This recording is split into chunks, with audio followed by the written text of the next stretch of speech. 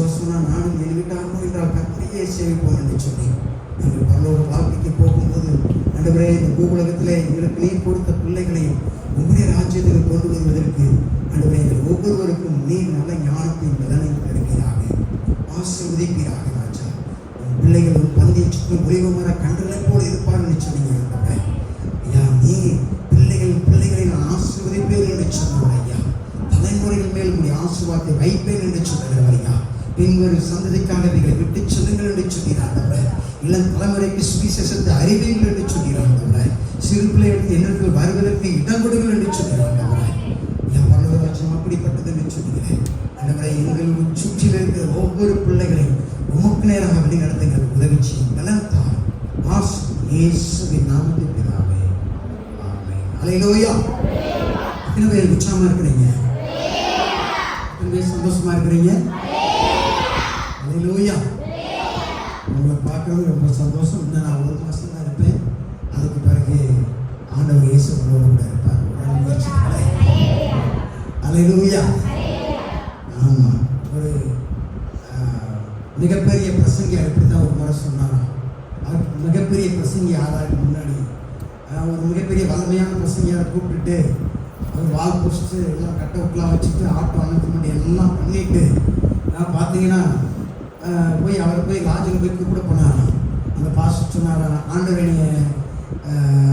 இந்த கூட்டத்தை நடத்தக்கூடாதுன்னு சொல்லிட்டாரு அப்படின்னு சொல்லி சொன்னாராம். என்னையா உங்கள்கிட்ட கேட்டு தானே இந்த மீட்டிங்கை அரேஞ்ச் பண்ணோம். நீ தானே ஜெபம்னா எல்லாருக்கும் வியாதி போகும், பிரச்சனை போகும். இப்படி இருக்கும்போது உன் பேரை போட்டு நான் பயங்கரமாக அட்வர்டைஸ்மெண்ட்லாம் பண்ணிட்டேனே அப்படின்னு சொல்லி ரொம்ப வேதனைப்பட்டாங்க. இந்த கூட்டத்தை உடனே முடி அப்படின்னு சொல்லி அவர் சொல்கிறார்.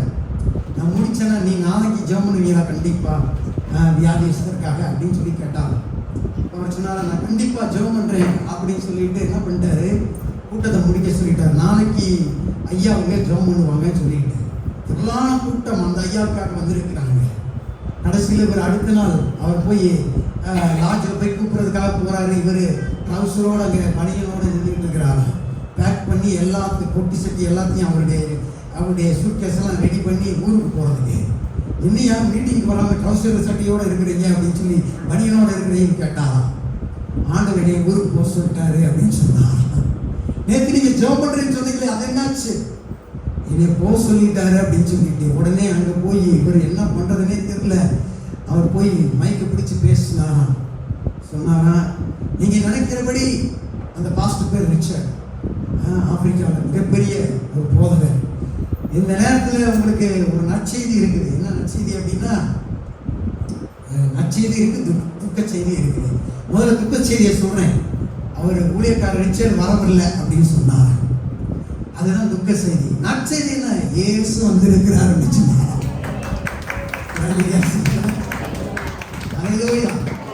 மனிதன் முக்கியம் அல்ல, தேவன் நமக்கு முக்கியமானவராக இருக்கிறார். ஒரு ஆமென் சொல்லுங்களேன். அல்லேலூயா. எந்த ஒரு மனிதன் தேவனுக்கு அவைலபிளா ஆயத்தமா இருக்கிறாங்களோ அந்த மனிதனுக்குள்ளாக அந்த காலகட்டத்தில் தேவன் இருந்து செயல்படுகிறவராக இருக்கிறார். எந்த பிள்ளைகளுக்குள்ளாக தேவன் இருப்பதற்கு இடம் கொடுக்கிறார்களோ அவர்களுக்குள்ளாக இருந்து தேவன் கிரியை செய்கிறவராக இருக்கிறார். ஆமென் சொல்லுங்க. அல்லேலூயா. ஆமா, ஏசாயா ஆண்டவருடைய வல்லமையினால் நிரப்பப்பட்டவராக கர்த்தருடைய வார்த்தையை அவன் சொன்னான் 1ஆம் அதிகாரத்துல. அங்க பாத்தீங்கன்னா அதுக்கு பிறகு சில அதிகாரங்களை நீங்க பார்க்கும்போது 6ஆம் அதிகாரம் நினைக்கிறேன், அவன் சொல்றான், ஆண்டவரே நான் அசுத்த உதடுள்ள மனிதன் என்று சொல்றேன். ஒரு அல்லேலூயா. ஆமா, தேவனோடு கூட நம்ம இருக்கும் போதெல்லாம் நாம் நல்லது செய்கிறோம். தேவனை விட்டு விலகும் போதெல்லாம் நாம் தீயதை செய்கிறவர்களாக இருக்கிறோம். பவுல் சொல்கிறார், நான் நல்லது செய்ய விரும்புகிறேன், ஆனால் நல்லது அல்ல, எனக்குள்ளாக இருக்கிற பாவமே அப்படி என்னை தீமை செய்ய தூண்டுகிறது என்று சொல்றார். ஒரு ஆமென் சொல்லுங்க. அதனால அவன் சொன்னா, கிறிஸ்து இயேசு உள்ள சிந்தையிலே நீங்கள் நிரம்பி இருங்கன்னு சொன்னான். நீங்க இந்த உலகத்தில் இருந்தாலும் உலகத்தை அல்ல. ஒரு அல்லையா சொல்லுங்களேன். இன்னைக்கு சுவிசேஷ புஸ்தகத்துல சுவிசேஷம்னா இயேசுடைய பிறப்பு, அவருடைய வளர்ப்பு, அவருடைய ஊழியம், அவருடைய இறப்பு, உயிர்த்தெழுதல், இதுவே சொல்றதுதான். இயேசுடைய சீஷர்கள் எழுதிய இயேசு செய்த அற்புதங்களை பற்றி சொல்லுகிற புஸ்தகத்துக்கு பேர் தான் சுவிசேஷ புஸ்தகம். இங்கிலீஷ்ல காஸ்பல் புக்ஸ் அப்படின்னு சொல்றாங்க. நான் சொல்றேன் எதுக்கு அப்படின்னா உங்களுக்கு புரியாட்டியும் பரவாயில்ல, நாங்க பைபிள் காலேஜில் படிச்சதை உங்களுக்கு சொல்றோம். ஒரு அல்லேலூயா சொல்லுங்களேன். அல்லேலூயா. முதல் 4 சுவிசேஷத்துக்கு பேர் என்ன சொல்லுவாங்க அப்படின்னா, அந்த 4 சுவிசேஷங்களையும் அவர்கள் உள்ளடக்கிய அந்த சுவிசேஷத்துக்கு பேர் ஒரு பேர் வச்சிருக்கிறாங்க தியாலஜில. அதெல்லாம் உங்களுக்கு தெரிய வேண்டிய அவசியம் இல்லை. ஆனா மத்தேயு, மார்க்கு, லூக்கா, யோவான், இந்த யோவான் எழுதப்பட்ட காலங்கள் ரொம்ப பிந்திய காலங்கள். இயேசு கிறிஸ்துவை பற்றி யோவான் மாத்திரம் சுருக்கமாக அவன் சொல்லி இருக்கிறான். மற்றவர்கள் வளவளன்னு அவங்க சொன்னதெல்லாம் செஞ்சிருக்கிறாங்க. ஆனா மத்தேயு, யோவான் மாத்திரம் இயேசுவை தேவன் என்று நேரடியாக சொன்ன ஒரு மனுஷனாக இருக்கிறான். ஒரு அல்லேலூயா சொல்லுங்க. அவன் டைரக்டா ஆரம்பிக்கும் போது எப்படி சொன்னான்? ஆதியிலே வார்த்தை இருந்தது, அந்த வார்த்தை தேவன் இருந்தது, அந்த வார்த்தை தேவனாய் இருந்தது. இயேசு தாப்பா தேவன், தேவன் தாப்பா இயேசுட்டார். ஒரு அல்லேலூயா சொல்லுங்க. நிச்சயமா அல்லேலூயா சொல்லுங்க. இயேசுடைய மார்புல போய் படுத்துக்கிட்டாரு குழந்தை ஆட்டம். ஒரு அல்லேலூயா சொல்லுங்க. பாருங்க, இப்ப உங்க மார்புல போய் உங்க பிள்ளை கூட நீங்க வளர்ந்தவனே வராது. ஆனா இயேசுடைய மார்புல போய் இவர் என்ன பண்ணிட்டாரு? அவர்தான் இயேசுவை சிலுவையில் அடிக்கும் போது சிலுவைக்கு கிட்ட வரைக்கும் எல்லா சிஸ்டர் போனாலும் இவர் இயேசுவை விட்டு பிரியாது இருந்தவர். அவர் தான் எண்ணெய் சட்டியில போட்ட போதும் கொதித்தாலும் அவர் இறக்காமல் இருக்கவர். பத்மு தீவில அவருக்கு தான் கடைசி நாட்கள்ல ஆண்டவர் என்ன செய்ய போகிறார் உலகத்தில் என்பதை ரகசியத்தை வெளிப்படுத்தக்கூடியவராக இருந்தார். சொல்லுங்க. அல்லேலூயா. இப்ப இந்த யோவான் எழுதிய நற்செய்தியில் உள்ள 5ஆம் அதிகாரத்துல இந்த யோவான் சொன்ன ஒரு சில காரியத்தை மாத்திரம் உங்களுக்கு சொல்லி நான் உங்களை உற்சாகப்படுத்த விரும்புகிறேன். ஒரு அல்லேலூயா சொல்லுங்களேன். அல்லேலூயா. நிறைய சொல்ல வேண்டியிருக்கு, ஆனா நமக்கு டைம் தான் போதாதபடி இருக்கிறது. ஒரு அல்லேலூயா சொல்லுங்களேன். அல்லேலூயா. ஆமா, நீங்க நிறைய படிச்சுக்கணும், நிறைய தெரிஞ்சுக்கணும் நான் விரும்புகிறேன். நீங்க தெரிஞ்சுக்கும் போது தேவனை இன்னும் அதிகமாக நீங்கள் ஆராதிப்பதற்கு, அவரை நெருங்கி சேர்வதற்கு அது உதவக்கூடிய ஒன்றாக இருக்கிறது. ஒரு அல்லேலூயா சொல்லுங்களேன். அல்லேலூயா. யோவான் 5ஆம் அதிகாரம் 1லிருந்து 13 வரை வாசிக்கணும். நீ யாராவது இருந்தவங்க வாசிங்க, சத்தமா வாசிங்க.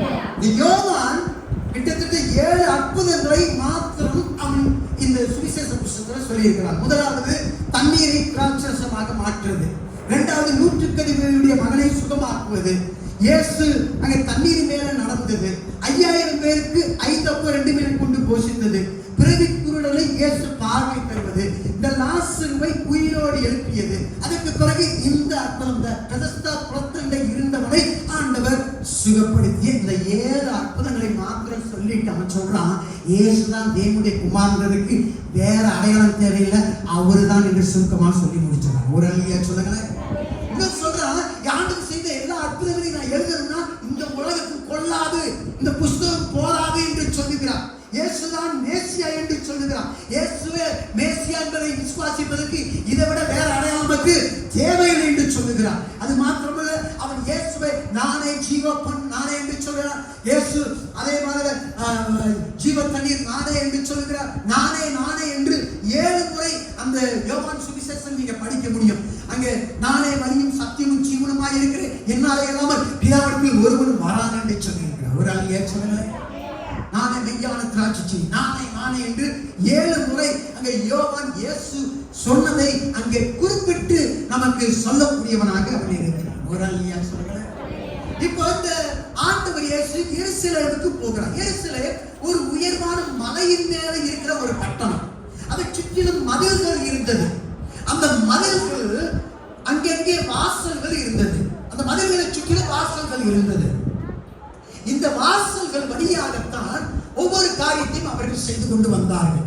இந்த எருசலேமிலே கிட்டத்தட்ட 7 பண்டிகைகள் கொண்டாடினார்கள். அதில் 3 பண்டிகைகள் இஸ்ரவேல்ல கொண்டாடினார்கள். அதில் 3 பண்டிகை எருசலேமில் போய் தான் கொண்டாட வேண்டும். ஒன்று பஸ்கா பண்டிகை, இன்னொன்று பெந்தெகோஸ்தே பண்டிகை, அதாவது அறுப்பின் பண்டிகை. அதான் பெந்தெகோஸ்தே பண்டிகை. பெந்தெகோஸ்தே என்பது பழைய பாட்டு வாசகம், அது புதிய பாட்டு வாசகம் கிடையாது. அது மாத்திரமல்ல, உடன்படிக்கையின் பண்டிகை. இந்த 3 கொண்டாட வேண்டுமானால் அவர்கள் எருசலேமுக்கு ஒவ்வொரு பிறந்த யூத மகன் ஆண் மகனும் போய் ஆக வேண்டும். அங்கே தான் அவர்கள் அதை கொண்டாட வேண்டியவர்களாக இருக்கிறார்கள். இயேசு பிறந்த உடனே அவர் ஆலயத்துக்கு சென்றார் 8ஆம் நாளிலே விருத்த சேதனம் பண்ணும்படியாக. அது மாத்திரமல்ல, அவர்கள் ஆசாரியர் கூடியிருக்கும் போது அங்கே பிரதிஷ்டைக்காக அவர் கடந்து சென்றார்.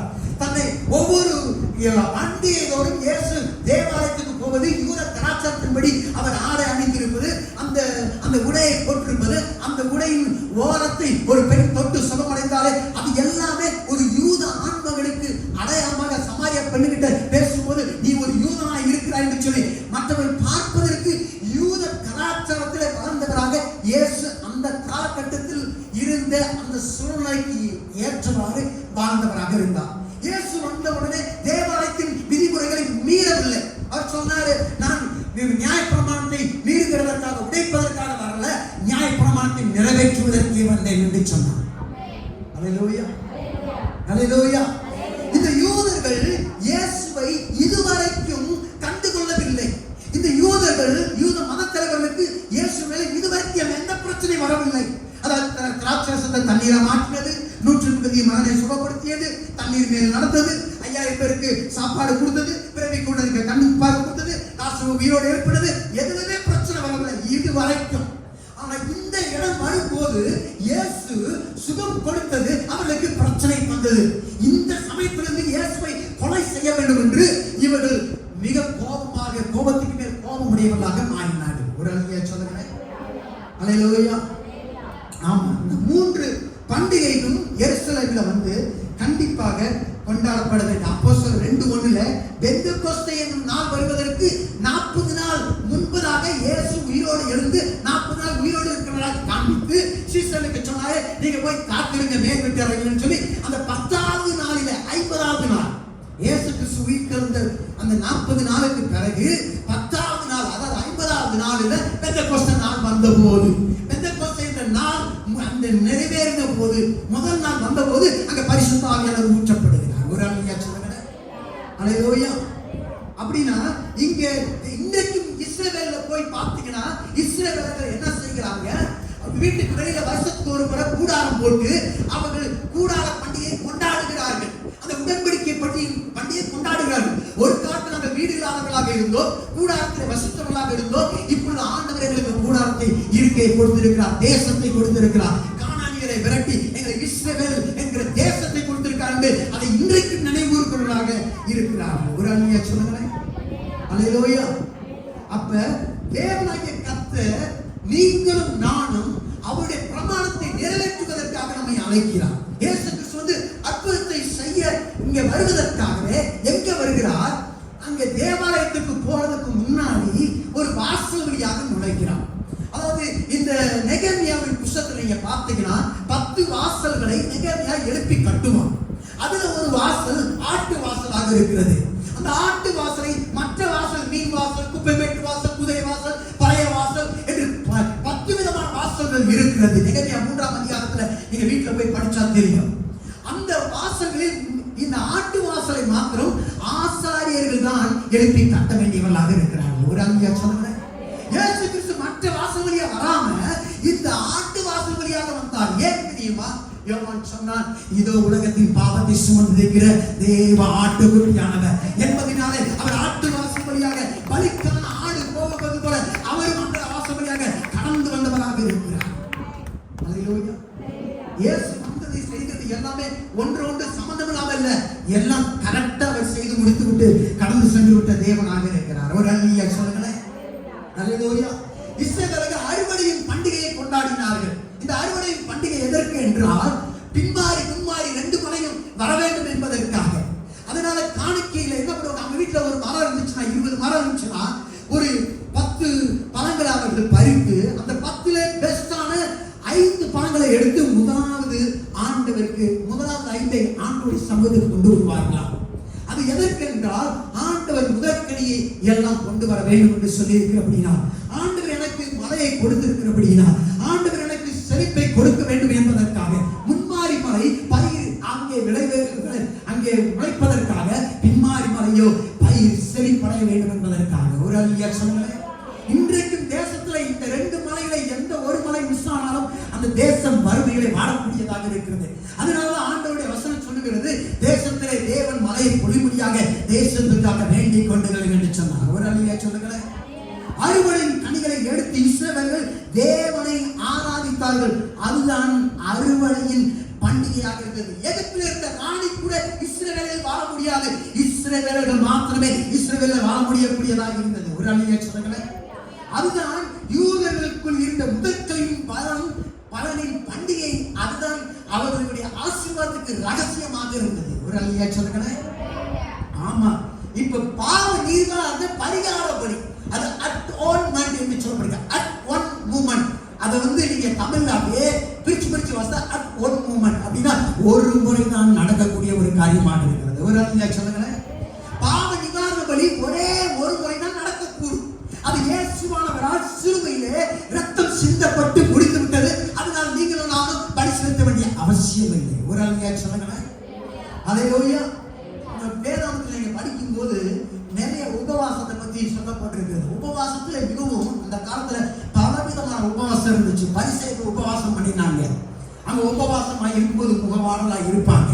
ஆண்டவரே, நீ உபவாசிக்கும் போது என்ன செய்வானா, வெளியில இருக்க யாருக்கும் தெரிய வேணாம், நல்ல எண்ணெய் பூசிக்கோ, குளிச்சுக்கோ, நல்ல புது ட்ரெஸ் போட்டுக்கோ, முகவாடலா இருக்காத. ஏன்னா அந்த ரகத்தில் பார்க்கிறப்பா வெளியேறமாய் பதிலளிக்க வேண்டுமானா உன்னுடைய முகம் எப்படி இருக்கணும், ஃப்ரெஷ்ஷா இருக்கணும்னு சொன்னார். ஒரு அல்லேலூயா சொல்லுங்களேன். உபவாசத்திலே தேவனை கவர்ந்தக்கூடிய, தேவனுடைய கவனத்தை ஈர்க்கக்கூடிய மிகப்பெரிய உபவாசம் இருந்து வந்தது அந்த காலகட்டத்தில். அந்த என்ன உபவாசம் என்றால் மனிதர்கள் மாத்திரமல்ல மிருக ஜீவன்களும் உபவாசம் எடுத்தது. யோனா நினிவேல போய் பிரசங்கம் பண்ணின போது ராஜா முதல் மிருக ஜீவன் வரை அந்த உபவாசித்தபடியினாலே தேவனுடைய அந்த அட்டென்ஷனை ஈர்க்கக்கூடியதாக இருந்தது. ஒரு அல்லேலூயா சொல்லுங்களேன். அல்லேலூயா.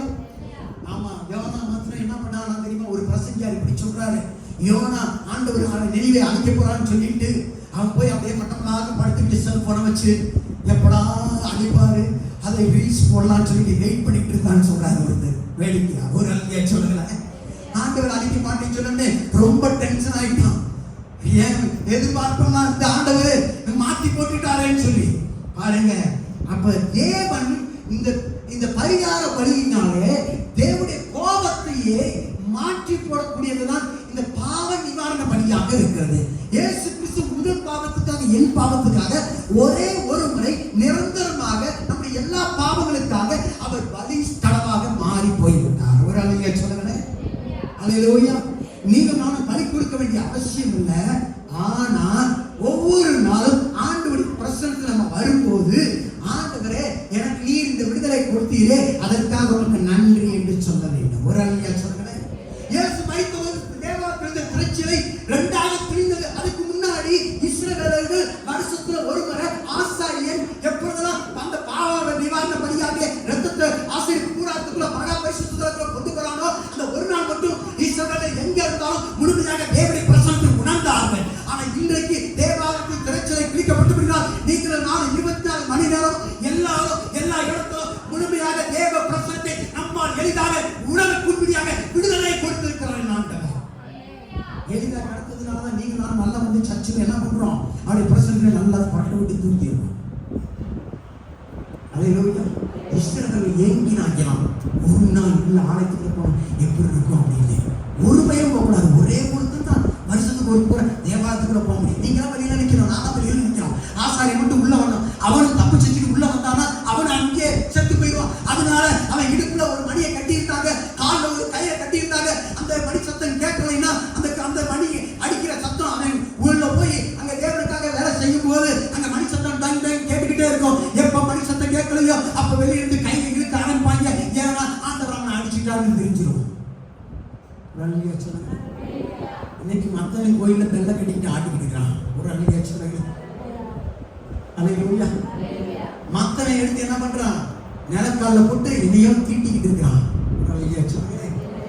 எதுக்கு ஆண்டவர் சொன்னாரு, புறப்படுறதுக்கு முன்னாடி ஆட்டு ரத்தத்தை எடுத்து உன் நிலக்கால என்ன செய்ய, அவன் அதை பார்க்கிற சங்கார என்ன பண்ணுவான், பார்த்துட்டு கடந்து போயிடுவான். ஒரு அல்லையா சொல்லுங்க.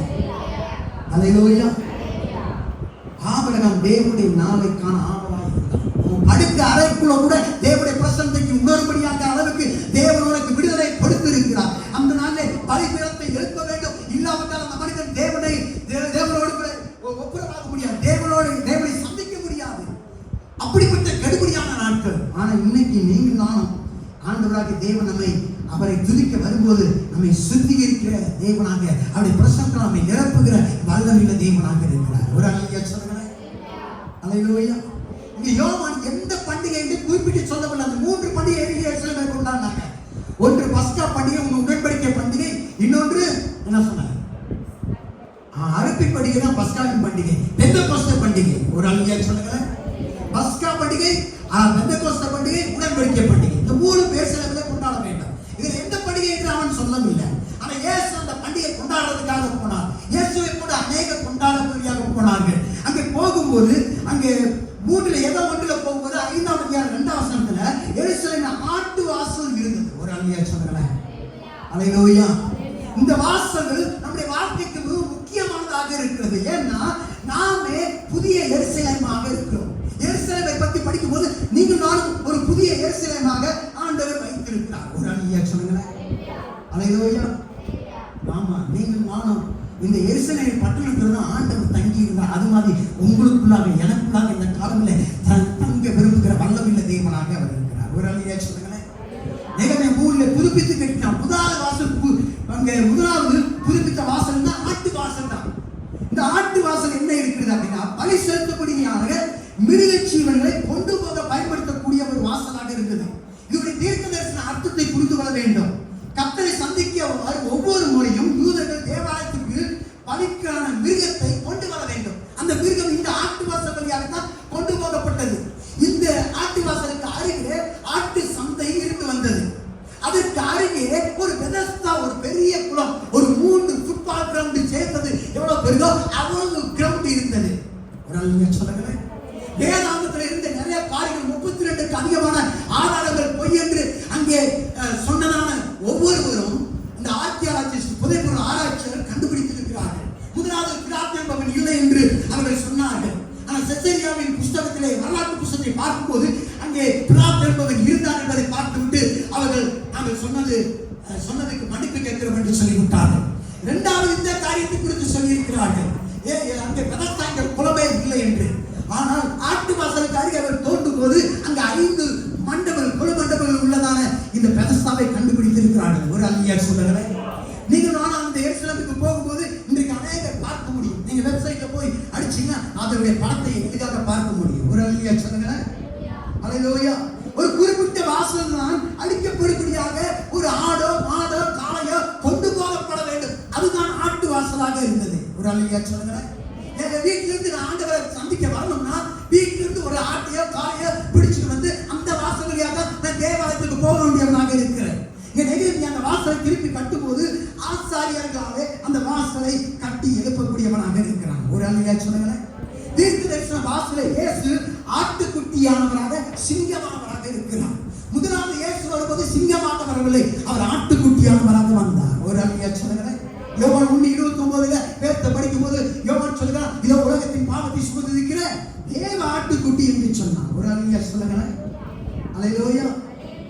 ஆமா, சில நேரத்துல ரட்சிக்கப்படாத நபர்கிட்ட நமக்கு நிறைய பிரச்சனை வரும். ஏன் அப்படின்னு கேட்டீங்கன்னா, நீங்க தவறு செய்யாத இருக்கும் போது அவர்கள் தவறை வழக்கமாக செய்யும் போது ஒரு கூச்சம் வர ஆரம்பிக்கும். உதாரணமா நீங்க போய் ஒரு ஒரு ஒரு சினிமா தேட்டர்ல உட்கார்றீங்கன்னு வச்சுக்கோங்க. யாரோ ஒரு கேமராவோட அப்படி வந்தா என்ன பண்ணுவீங்க நீங்க?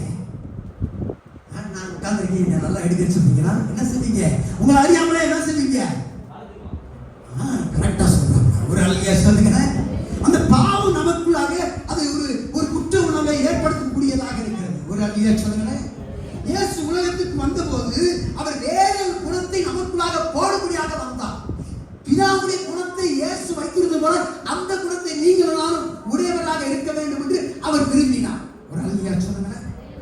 அல்லேலூயா. நீங்களும் எதற்கு அடிமையா இருக்கிறோம் என்பதல்ல பிரச்சனை. ஆனால் நீங்களும் நானும் எந்த குணாதிசயத்தை நாம் வளராமல் இருக்கிறோம் என்பதுதான் பிரச்சனையாக இருக்கிறது. ஒரு அழகிய சொல்லுங்க. ஆமா, ஒரு சிங்கம் வரும்போது அது மறைந்து இருக்காது, கர்ச்சிக்கும். அப்பா சிங்கம் தன்னுடைய மகன் சிங்கத்தை அது தன்னிடமிருந்து விரட்டும் போது கர்ச்சிக்குமா. அந்த சிங்க குட்டிகள் தன்னுடைய பிள்ளை மகன் குட்டியை அந்த சிங்கத்துடைய எல்லை அப்பாவுடைய அந்த சிங்க அந்த எல்லைக்குள்ளாக இருந்தால் அது கர்ச்சிக்குமா. தன் மகனாக இருந்தால் கூட அந்த மகன் சிங்கம் நினைக்குமா, என்னுடைய அப்பாவுடைய எல்லைக்குள்ள இருக்கிறேன், அதனாலதான் எங்க அப்பாவுக்கு பிடிக்கல, நான் என்னுடைய எல்லைக்கு போக வேண்டும் என்று சொல்லி அது ஓடிவிடக்கூடியதாக இருக்குமா. ஒரு அழகிய சொல்லுங்க. இந்த காலம் நான் ஏற்கனவே உங்களுக்கு சொல்லிட்டேன். தானியேல் அந்த நாளிலே அவன் ஜெபித்து தேவ பிரசன்னத்துக்குள்ளாக தன்னை ஒப்பு கொடுத்தவனாக இருந்தான். அந்நிய தேசத்தில் இருந்தான்.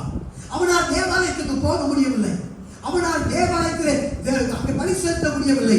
ஆனால் அந்த சந்தி மத்தியானம் 3 வேளை பிதாவை நோக்கி எருசலேமை நோக்கி ஜெபிக்க மறக்கவில்லை. ஒரு அழகிய சொல்லுங்க.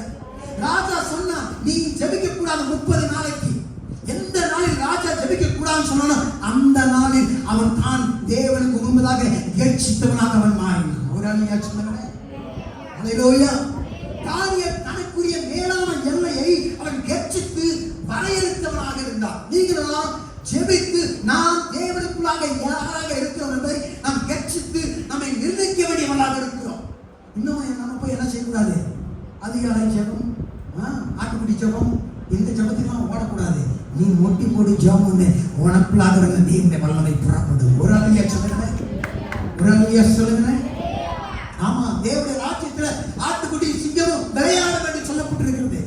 இவன் ஜெபித்த போது அந்த சிங்கங்கள் ஏற்கனவே இந்த பழைய நிலைமைக்கு ஆண்டவன் மாற்றி போட்டு விட்டார். அப்படி என்றால் அவன் போகும் முன்பதாகவே தேவ பிரசன்னத்துக்குள்ளாக அவன் கடந்து போனபடியால் அந்த சிங்கமும் ஆதாம் ஏவாளை ஆண்டவர் படைத்து எல்லா மிருகங்களை படைத்திருந்த போது என்ன குணம் இருந்துச்சோ அந்த நேச்சருக்கு அந்த சிங்கம் போயிடுச்சு. அதனுடைய சுபாவத்துக்கு போயிடுச்சு. அவங்க கடிக்கவே இல்லை. ஆதாம் ஏவாளை கடிக்காத சிங்கம் போல அங்கே இருந்தது. ஆனா எப்போ அவன் அந்த கெவியை விட்டு வெளியே வந்தானோ, எப்ப அவன் வெளியே போனானோ தேவ பிரசன்னம் போனது. தேவ பிரசன்னம் போனோடனே மனிதன் விழுந்த உடனே அந்த மிருகங்கள் எப்படி தன்னுடைய சுபாவத்தை காட்டுத்தனமாக மாறியதோ அதே சுபாவம் திரும்ப வர ஆரம்பித்தது. ஒரு அழகிய சொல்லுங்களேன். தானியேல் தன் ஜெபத்தால் கெர்ச்சித்து உன்னதமான ஆவிக்குரிய தன் எல்லையை வரையறுத்திருந்தபடியால் அந்த எல்லைக்குள் இருந்த சிங்கத்தையே அதன் ஆதி நிலைமைக்கு ஒரிஜினல் நிலைமைக்கு கொண்டு சென்றவனாய் இருந்தபடினாலே அந்த சிங்கத்தால் அங்க தானியேலை கொலை முடியவில்லை. ஒரு அழகிய சொல்லுங்களேன். அல்லேலூயா. தேவ ராஜ்யத்தில் சிங்கம் மாடு ஒன்னாக இருக்கும். அந்த அளவுக்கு தேவ பிரசன்னம் நமக்குள்ளாக வர வேண்டும். அந்த போன வாரத்தில் நான் சொன்னேன், அந்த தேவனுடைய பிரசன்னம் இருந்தபடினாலே அந்த இயற்கையான தீயினால அவர்களை தீட்ட முடியாதபடி தேவன் அதற்கு வல்லமையை இழக்கப்படுகிறார் என்று சொன்னேன். ஒரு அழகிய சொல்லுங்க. 10 வாசல்கள் இருந்தது. முதலாவது வாசல் ஆட்டு வாசல், அது ரட்சிப்பின் வாசலுக்கு அடையாளமாக இருக்கிறது. 2வது மீன் வாசல், அது ஆத்துமாக்களை ஆதாரம் செய்யும் வாசலுக்கு அடையாளமாக இருக்கிறது. 3வது பழைய வாசல், அது மாறாதவைக்கு நேற்று இயேசு கிறிஸ்து மாறாதவர். அவர் மரித்து புதியவர் என்ற உலகத்திலே புதிதாக பிறந்து வரலாம். ஆனால் சுவிசேஷம் மாறாதது என்பதற்கு அடையாளமாக இருப்பதற்காக அவர் அந்த வாசலை வைத்திருந்தார். ஒரு அழகிய சொல்லுங்க. 4வது பள்ளத்தாக்கு வாசல், நெகேமியா 3:13 பள்ளத்தாக்கு யுத்தத்தோடு தொடர்புடையதாக இருக்கிறது. குப்பைமேட்டு வாசல், உங்க வீட்டில் இருக்கிற குப்பைகள் எல்லாம் இருப்பதெல்லாம் வேண்டாதெல்லாம் வெளியே கொண்டு போறதுக்கு அந்த வாசல் எப்பொழுதும் திறந்து வைக்கப்பட வேண்டியது அவசியமா இருக்குது. உங்க வாசல் தேவையில்லாதெல்லாம் வெளியே போறதுக்கு அந்த வாசல் எப்பொழுதும் திறக்கப்பட்டிருக்க வேண்டியது அவசியமாக இருக்கிறது. 6வது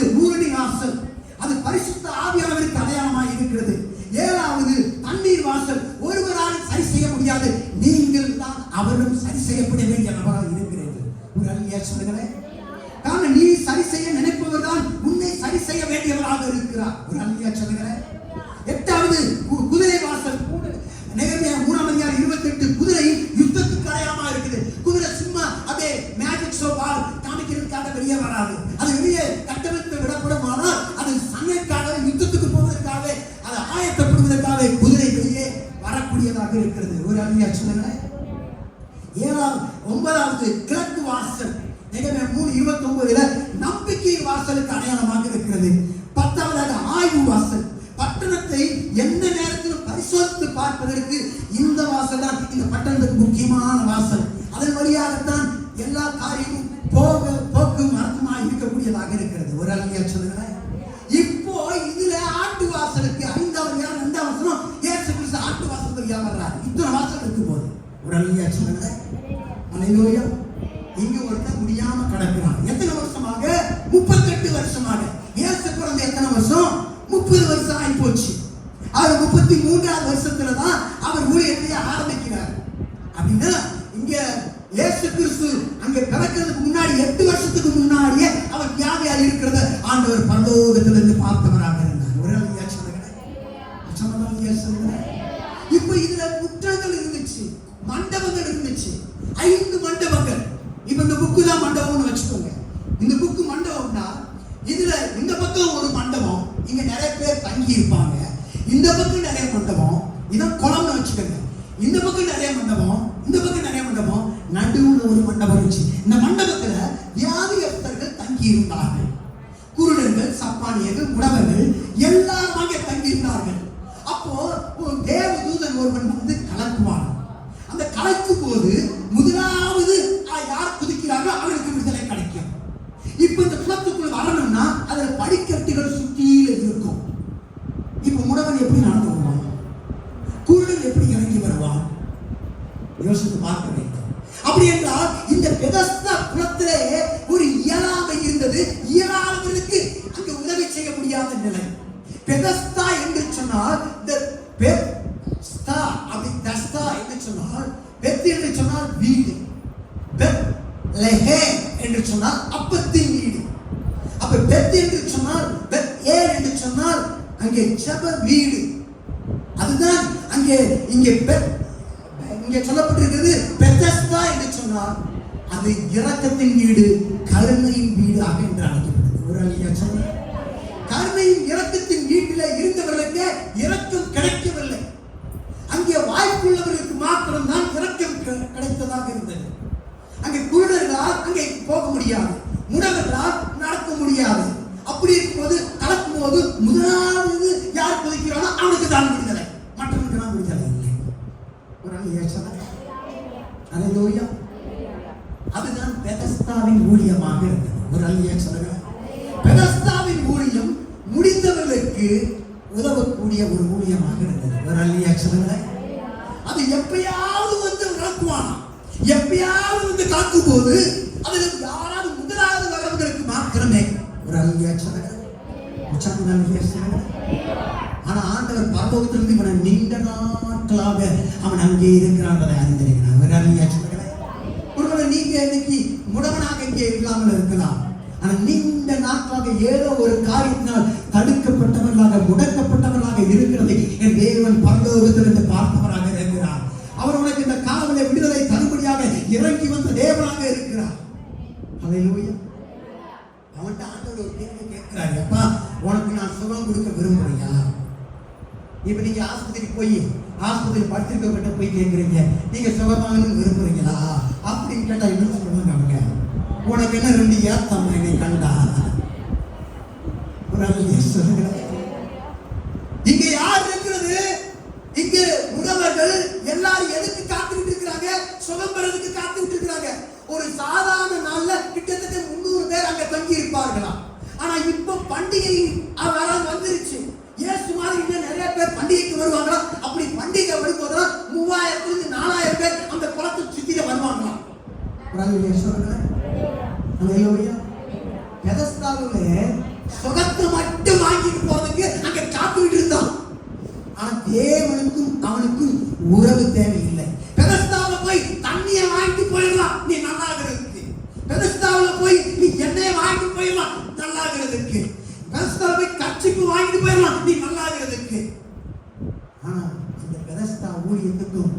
இயேசுவுக்கு எந்த ஒரு சம்பந்தமும் இல்லை. ஒரு அங்கே சொல்ற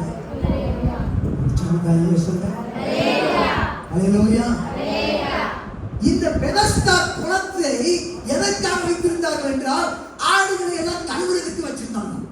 ஆடு வந்து நாருங்க மனுஷனுக்கு முன்னாடி கழுவுனா நாருங்க, எப்படி அவங்க போய் அவளை போய் குளிக்க முடியும்? பாருங்க, ஒரு அப்ப இதனுடைய வரலாற்றை நம்ம பார்க்கணும். இந்த யூத தேசத்தை இஸ்ரேலை யார் ஆண்டு வந்தது? மேதியர்கள், பெர்சியர்கள், பாபிலோனியர்கள், அதுக்கு பிறகு கிரேக்கர்கள், கடைசியா ரோமர்கள் ஆட்சி பண்ணிக்கிறாங்க. இயேசு வரும்போது இத்தனை பேருடைய அவங்களுடைய கலாச்சாரத்தில் ஒரு வழிபாடு இருந்துச்சு. இந்த கிரேக்கர்களுக்கும் ரோமர்களுக்கும் ஒரு பொதுவான கடவுள் இருந்தார். அந்த கடவுள் சுகம் தரக்கூடிய கடவுள். அவர் எங்க வருவார்? அவ்வப்போது வந்து குளத்தை கலக்குவார். சொல்லுங்களேன். பைபிள் நீங்க இங்கிலீஷ்ல படிச்சீங்கன்னா ஏஞ்சல் ஆஃப் தி லார்ட், கர்த்தருடைய தூதனானவர் அப்படின்னு சொல்லப்பட்டிருக்கும். ஆனா இந்த இடத்துல பார்த்தா an angel என்று சொல்லப்பட்டிருக்கும்.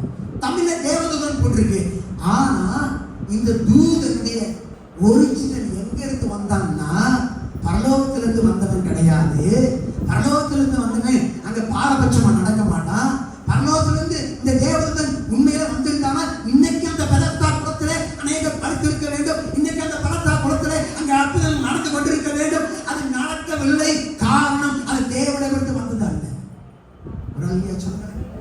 பெதஸ்தாவுக்கு போறவனுக்கும் கிறிஸ்துவுக்கும் எந்தவித உறவு வைத்திருக்க வேண்டிய அவசியமே கிடையாது.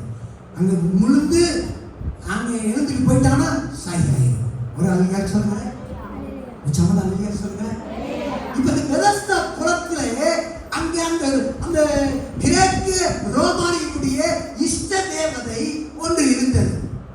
அந்த இஷ்ட தேவதை அவ்வப்போது வந்து கலக்குவான். அந்த கலக்கும் போது யார் முந்தி போறாங்களோ அவங்களுக்கு சுகம் கிடைக்கும் என்று அவர்களுக்காக நம்பிக்கை இருந்தது. இயேசு அந்த இடத்துக்குள்ளாக தான் யார் என்பதை நிரூபிப்பதற்காக பரலோகத்திலிருந்து இவனை ஏற்கனவே பார்த்து விட்டிருந்த தேவனாக இருந்தார். ஆமா, இங்க பாத்தீங்கன்னா இங்க 4ஆம் வசனத்துல அங்க பாத்தீங்கன்னா வியாதியஸ்து இங்க இந்த இடத்துல பார்க்கும்போது அந்த தூதன் கலக்குவான்.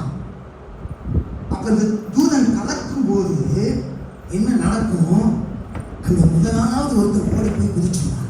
சொல்றான், 38 வருஷமா நான் பார்க்கும் போதெல்லாம் எவ்வளவு ஒருத்தர் குதிக்கிறதா குதிச்சுவான். எனக்கு முன்னாடி என்னை குதிக்கிறதுக்கு யாரு ஹெல்ப் பண்றது இல்ல. என் கண்ணு முன்னாடி அற்புதம் நடந்திருக்கு. ஆனா அது உண்மையிலேயே தேவனிலிருந்து வந்ததுதானா? அற்புதங்கள் கடைசி நாட்கள் பிரச்சனை கிடையாது.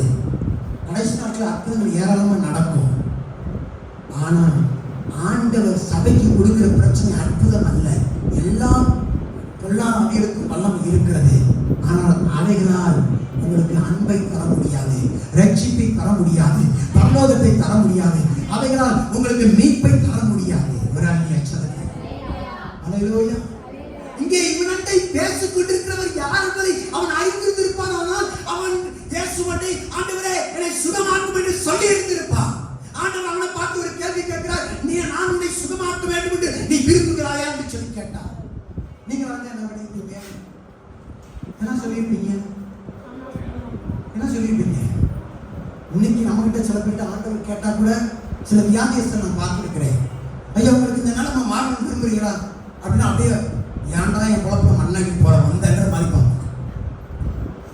அமெரிக்காவில் ஒரு பத்திரிகை இப்படி சொல்லப்பட்டிருந்தது. சியாட்டில் என்ற பகுதியில் ஒரு கணவன் மனைவி தம்பதி ஒரு போர்டை வச்சுக்கிட்டு எங்களுக்கு எந்த வேலையும் இல்லை, எங்களுக்கு எந்த இதுவும் இல்லைன்னு சொல்லி அந்த போர்டை வச்சு ஒரு நாளைக்கு $800 $64,000 சம்பாதிச்சுருவாங்க. அவனை போய் பத்திரிகைக்காரங்க கேட்டிருக்கிறாங்க, ஏப்பா இந்த பிச்சைக்கார நிலைமையிலிருந்து நீ மாற விரும்புறியான்னு கேட்டிருக்காங்க. ஐயா எனக்கு வேணவே வேணாம், ஒரு நாள் நான் நல்லா சம்பாதிச்சா எனக்கு வெறும் $100 $200, ஆனா பிச்சை எடுத்தா எனக்கு $800 கிடைக்குது, நான் இந்த நிலைமையில மாற விரும்பலான்னு சொல்லிட்டான். உண்மையிலே செய்தியில வந்ததை நான் சொல்றேன். நிறைய பிச்சைக்காரங்களை போய் கேளுங்க, அவங்க சொல்ல மாட்டாங்க நான் இந்த நிலைமை எனக்கு இப்படியே இருக்க எனக்கு பெஸ்ட்னு தான் சொல்லுவேன். அதனால இயேசு கேட்டாரு, நீ நான் உன்னை சுகமாக்கணும் நீ விரும்புறியான்னு சொல்லி கேட்டாரு. இல்ல இங்கே இப்படியே படுத்து கிடக்குறியான்னு சொல்லி கேட்டாரு. அவன் என்ன சொல்லல, ஆண்டவரே என்று நேரடியா சொல்லாம அவன் சொல்ற, ஆண்டவரே நான் இந்த நிலைமைக்கு இருக்க காரணமே என் அண்ணன் தான், என் அம்மா தான், என் எதிரிதான், இல்லைன்னா நான் ஓஹோன்னு இருந்திருப்பேன்.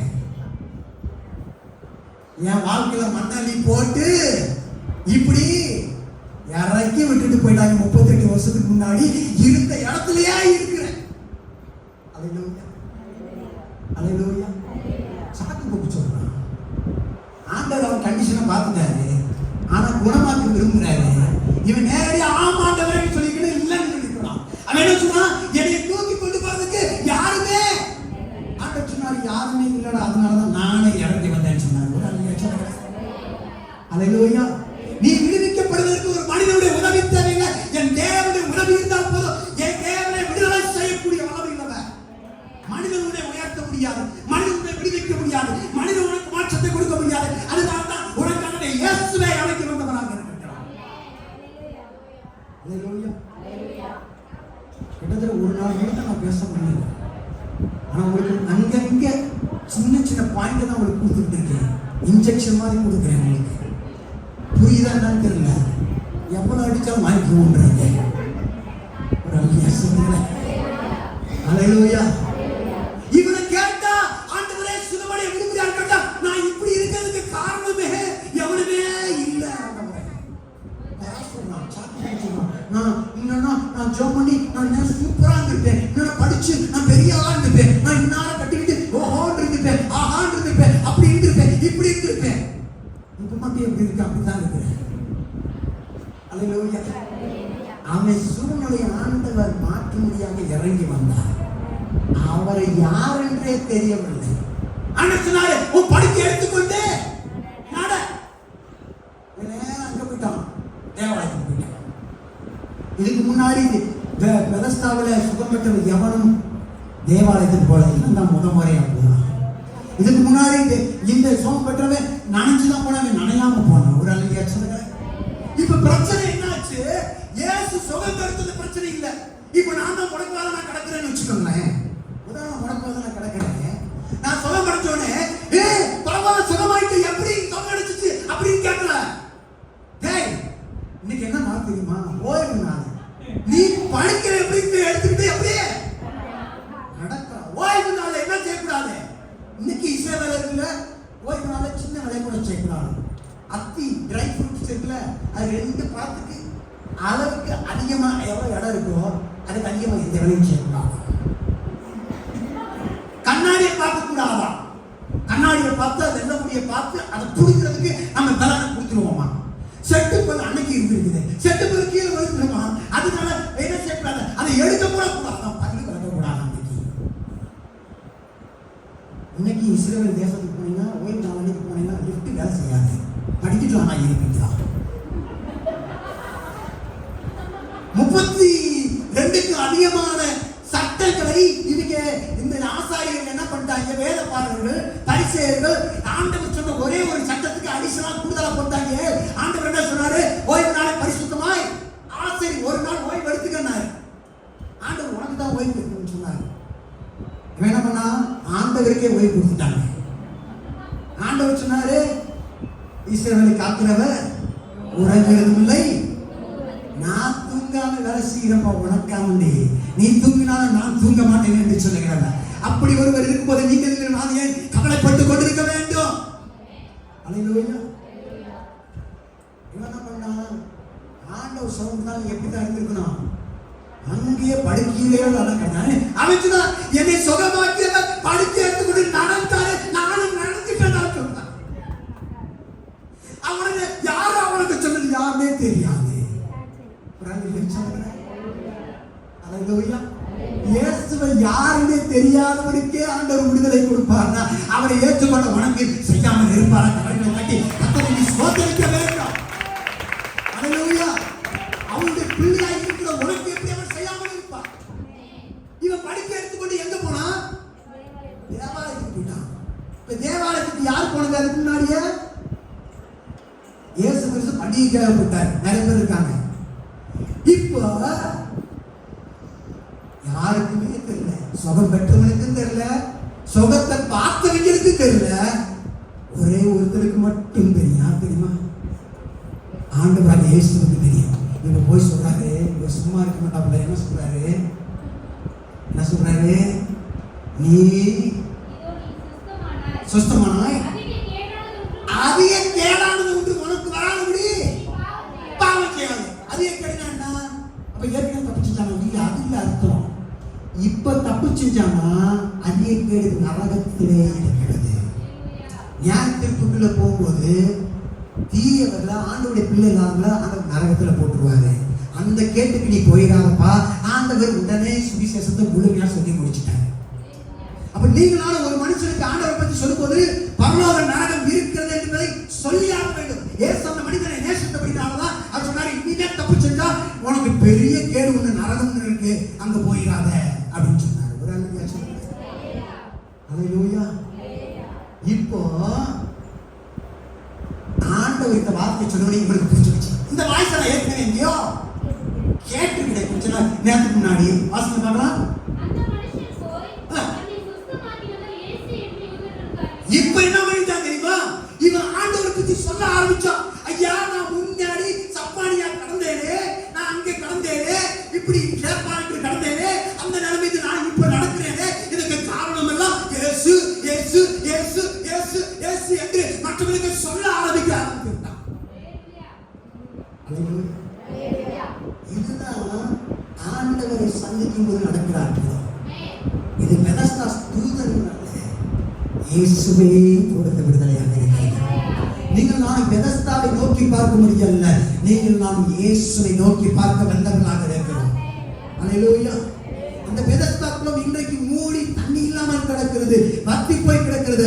ஆனால் குளங்களுக்கெல்லாம் பெரிய குளமானவர் அவர்தான் வானத்திலிருந்து இறங்கி வந்தவர். இவனோடு கூட பேசிக் கொண்டிருந்தார். இவனுக்கு சுகத்தை கொடுத்த ஒரு பெரிய குளம் உள்ளவராக இருந்தார். ஒரு அல்லையா அவர்தான் பெரிய குளம். ஒரு அல்லையா இப்ப அவன் ஆண்டவர் பத்தி மற்றவங்க சொல்லக்கூடியவனா மாறிட்டான். இங்கதான் பிரச்சனையே வருது. இங்கதான் என்ன வருது? பிரச்சனையே வருது. இயேசுவை அவங்க என்ன செய்ய ஆரம்பிக்கிறாங்க? எப்படி ஓய்வு நாளில் சுகமாற்றம் விதிமுறைகளை எப்படி மீறலாம்? ஆனா ஆண்டவர் இயேசு சொன்னாரு, என் பிதா அவர் தூங்கிக்கிட்டு இல்ல, என் பிதா ஓய்வு நாள ஓய்வுகிட்டு இல்ல, ஓய்வு நாளும் அவர் கிரியை செய்கிறார், ஆதலால் நான் எல்லா நாளும் கிரியை செய்வேன் என்று சொன்னார். ஓய்வு நாள் இந்த அதிகாரத்துல மாத்திரம் நீங்க கீழே படிச்சீங்கன்னா, யோவான் இயேசு இன்னைக்கு நிறைய பேர் யெகோவாவின் சாட்சிகள், மோர்மோன்ஸ், முஸ்லீம் இவங்க வந்து சொல்லுவாங்க, இயேசு எப்பயுமே வந்து நான் தேவனுடைய குமாரன், தேவன் என்று சொல்லலையே அப்படின்னு சொன்னாங்கன்னா, இந்த அதிகாரத்துல இயேசு 5 முறை நானும் பிதாவும் ஒன்று, நானும் தேவனும் ஒன்று என்று 5 முறை அவர் சொல்லியிருக்கிறதை நீங்கள் சுட்டி காமிக்க முடியும். ஒரு அல்லேலூயா சொல்லுங்க. அல்லேலூயா. இயேசுவை நீண்ட காலமா இருக்கிறவன் என்று கண்டு அவனுக்கு விடுதலை கொடுத்தார். ஒரு அல்லேலூயா சொல்லுங்க. நீங்கள் நீண்ட காலமா ஏதோ ஒரு காரியத்தில் சிக்கிக் கொண்டிருக்கிறீர்கள் என்பதை அறிந்து உங்களால் அடுத்த லெவலுக்கு போக முடியவில்லை என்பதை அறிந்து தேவன் உங்களுக்கு விடுதலை செய்ய முடியாத இந்த காலத்தில் இறங்கி வந்த வல்லமையிலே தேவனாக இருக்கிறார். அல்லேலூயா. அவனை போல நீங்க வெளிப்படையா உடம்பா இல்லாமல் இருக்கலாம். ஆனா உள்ளாக நிறைய காயத்தோடு இருக்கிறீங்க, வேதனையோடு இருக்கிறீங்க, பிரச்சனையோடு இருக்கிறீங்க, அடுத்து முன்னேறி போக முடியாத தடுக்கப்பட்ட நிலைமையில் இருக்கிறீங்க. அவைகளுக்கு தேவன் உங்களை விடுதலை செய்ய விரும்புகிறார், அவைகளை மாற்ற விரும்புகிறார், அவைகளுக்கு ஒரு முன்னேற்றத்தை கொடுக்க விரும்புகிறார், ஒரு உயர்வை கொடுக்க விரும்புகிறார். என் தேவனை உங்களை பார்த்தவராக இருக்கிறார். எவரும் உங்களுக்கு உதவி செய்ய முடியாத நிலைமையில நீங்கள் இருக்கிறவராக இருந்தால் என் தேவனுக்கு தெரியும் நீங்கள் எந்த நிலைமையில இருக்கிறீர்கள் என்று. உங்களை எப்படி விடுவிக்க வேண்டும் என்று என் தேவனே உங்களை வந்து பேசக்கூடியவராக இருக்கிறார். அவர் கமாண்ட் போறார், இயேசுவின் நாமத்தினாலே எழுந்து. கடைசி அதிகாரத்தில் அர்த்தம் சொல்றாரு, விசுவாசிக்கிறவரால் நடக்கும் அடையாளங்களாக, பெரிய தீர்க்கதரிசியா நடக்கும் அடையாளங்கள் சொல்லல, பெரிய பெரிய ஊழியக்காரர் நடக்கும் அடையாளம் சொல்லல. என்ன சொல்றாரு? விசுவாசிக்கிறவர்களால். அப்படின்னா விசுவாசிக்கிறவர்கள் பேரு விசுவாசி, விசுவாசிகளால் நடக்கும் அடையாளங்கள் ஆகன. என் நாமத்தினாலே பிசாசுகளை துரத்துவீர்கள், அவைகள் ஓடும். என் நாமத்தினாலே வியாதியை கைகளை வைப்பீர்கள், வியாதிகள் மாறும். என் நாமத்தினாலே அங்கே கட்டப்பட்டவர்களுக்காக செபிப்பீர்கள், அவர்கள் கட்டுகள் அறுக்கப்படும் என்று சொன்னார். நம்ம தான் அந்த வல்லமை எவ்வளவு நமக்கு ஆண்டவர் கொடுத்திருக்கான்றது தெரியாதவர்களாக இருக்கிறோம்.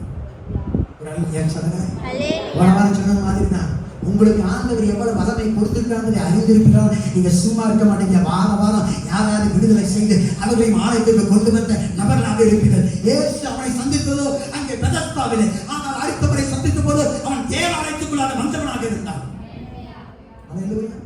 அவன் வீட்டுக்கு அனுப்பல ஆண்டவர். சொன்னா இயேசு தான் எனக்கு இந்த நன்மையை செய்தார் என்று சொன்னான். இயேசுவை பற்றி மற்றவர்களுக்கு அறிக்கைவராக அவன் மாறினான். ஏன்னா அவன் பெதஸ்தாவோடு அவன் அங்கே நேரத்தை 38 வருஷம் வீணடித்திருந்தாலும் ஒரே ஒரு நொடி பொழுது இயேசுவை சந்தித்த அந்த ஒரு நொடி பொழுது அவன் முழு வாழ்க்கை மாற்றம் அடைந்தது. அவன் முழு சரீரமும் மாற்றம் அடைந்தது. அவனுடைய முழு வரலாறு மாற ஆரம்பித்தது. ஏதோ ஒரு விதத்தில் எல்லாருக்கும் உதவி இருந்தது. ஆனா இவனுக்கு எந்த ஒரு உதவியும் இல்லை என்பதை ஆண்டவர் நன்றாக அறிந்திருந்தார். நீங்கள் நான் போகும்படியாக ஆண்டவர் அழைக்கவில்லை. ஆண்டவர் இயேசுவை நீங்கள் நான் வரும்படியாக அழைக்கிறதே. ஏதாவது ஒரு தூதன் காக்கிறதை தேடி வரும்படியாக அல்ல, தேவனாகிய இயேசுவை சந்திக்கிறவனாக நீங்கள் நானும் மாற வேண்டும் என்று விரும்புகிற தேவனாக இருக்கிறார். அவன் உங்க நிலைமை மாறணும்னா அந்த இயேசுவால் மாற்றம் தான் மாற்ற முடியும். ஒரு இன்னும் நிறைய காரியங்கள் உங்களுக்கு நான் சொல்லலாம். ஆனா இதெல்லாம் உங்களுக்கு சொல்வதற்கு நேரம் இல்லை. நான் ஒரே ஒரு காரியம் அங்கே நான் உங்களுக்கு சொல்ல விரும்புகிறேன். அந்த 5ஆம் அதிகாரத்தில் யோவான் நற்செய்தியில் உள்ள அந்த வாசியை பார்க்கலாம். 17ஆம் வசனத்தை வாசியை பார்க்கலாம். 17ஆம் வசனம். என் பிதா இதுவரைக்கும் கிரியை செய்து வருகிறார், நானும் கிரியை செய்து வருகிறேன் என்றார். மீறினதும் அல்லாமல் தேவனை தம்முடைய சொந்த பிதா என்று சொல்லி தேவனுக்கு சமமாக்கினபடினாலே இயேசுவை தேவன் நான் தான் கடவுள் அவரே சொல்லியிருக்கார். இந்த உலகத்துல எவ்வளவோ மகான்கள் வந்திருக்கிறாங்க, சாக்ரட்டிஸ் வந்திருக்கிறாரு, இன்னும் ஐன்ஸ்டீன் வந்திருக்கிறாரு, இன்னும் நிறைய பெரிய தலைவர் காந்திஜி வந்திருக்கிறாரு, என்னென்னவோ தலைவர் வந்திருக்கிறாங்க. ஒருவர் கூட நான் கடவுள் என்று சொல்லவில்லை, இயேசு ஒருவரை தவிர. அல்லேலூயா. இயேசு சொன்னாரு, பிதா கிரியை செய்கிறார், நானும் கிரியை செய்கிறேன், நானும் பிதாவும் ஒன்னா இருக்கிறோம். என்னை கண்டவன் பிதாவை கண்டவனாக இருக்கிறார். ஒரு அன்பிய சொல்லுங்க. இப்போ கீழே வாசிங்க பார்க்கலாம். 19ஆம் வசனத்தை வாசிங்க.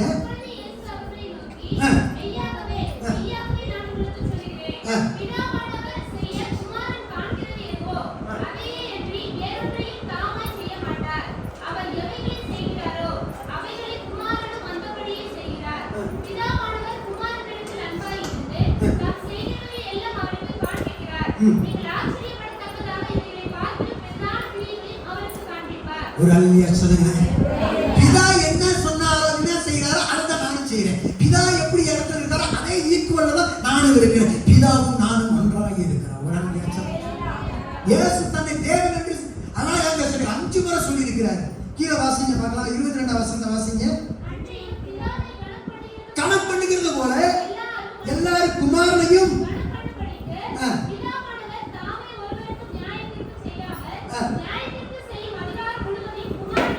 இப்ப என்ன சொல்ற, நான் நியாயம் இருக்கிற கடவுள் என்று சொல்லிவிட்டார். உடனே சொல்லுங்க. பிதாவுக்கு சமமானவர் மாத்திரமல்ல, அவர் கிரியை செய்கிற மாத்திரமல்ல, அவர் நியாயம் தீர்க்க போறதில்லை. என் கையில கொடுத்து என்னை அவர் நியாயாதிபதியாக நியமித்து விட்டார். ஒரு அல்லேலூயா சொல்லுங்க. அப்ப குமாரனை கனம் பண்ணாதவன் அவரை அனுப்பிய பிதாவையும் ஒரு அல்லேலூயா சொல்லுங்க. 24ஆம் வசனத்தை வாசிங்க.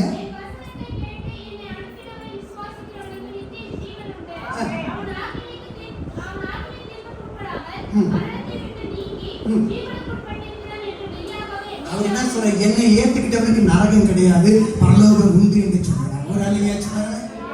அப்படியே என்ன அர்த்தம்? நான் பரலோகத்துக்கு அதிபதி, நான் வானத்துக்கு அதிபதி, பூமிக்கு அதிபதி, முழு உலகத்துக்கு அதிபதியான தேவன் என்று தன்னை தேவன் என்று வெளிப்படையாக சொல்லுகிறார். கீழே வாசிங்க. 25ஆம் வசனத்தை வாசிங்க.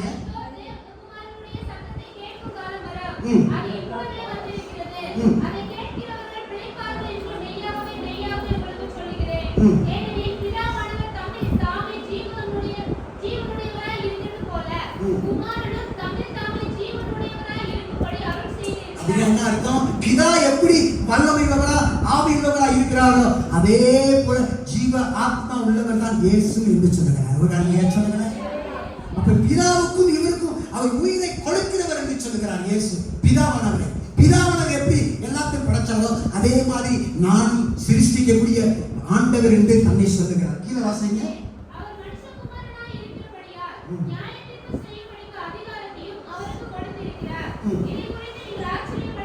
30ஆம் வசனத்தை வாசிங்க.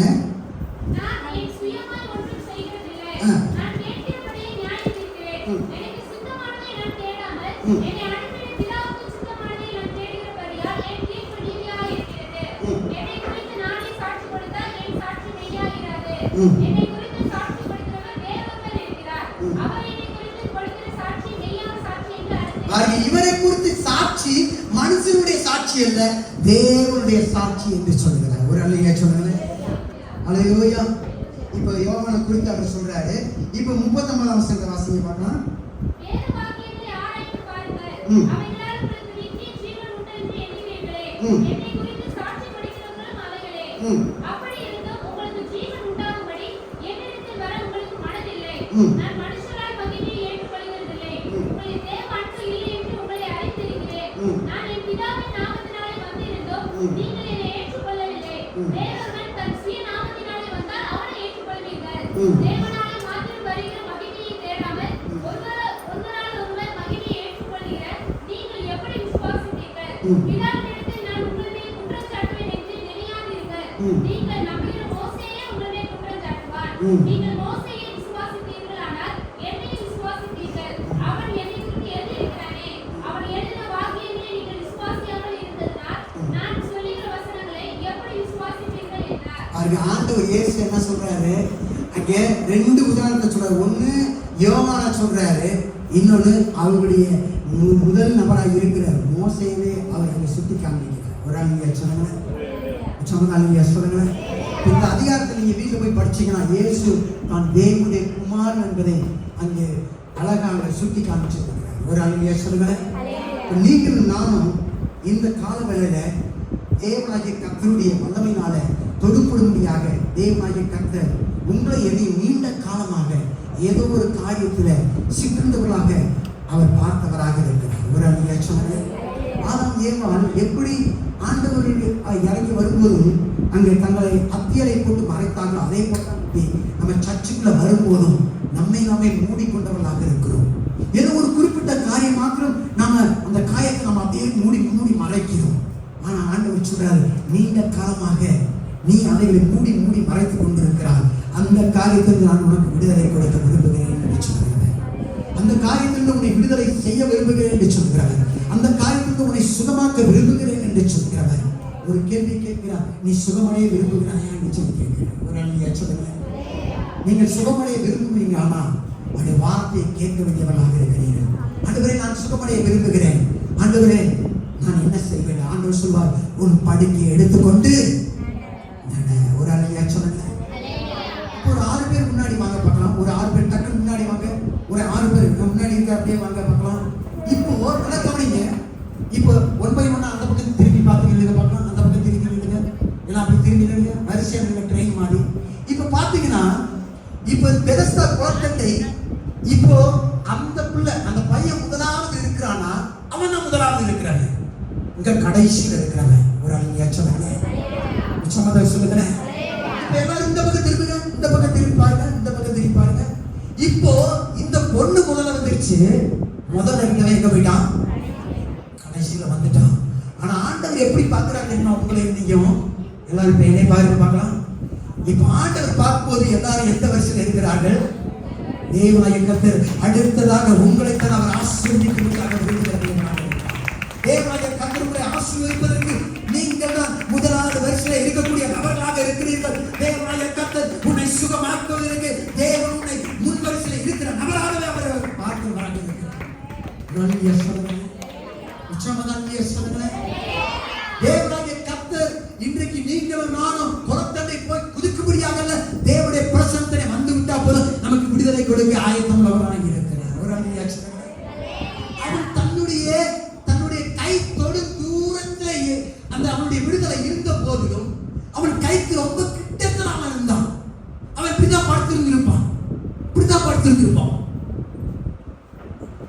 அவன் அந்த குழந்தை அழுபது அப்படி போயிருந்தான போறோம், அவனுக்கு என்ன கிடைச்சிருக்கும்?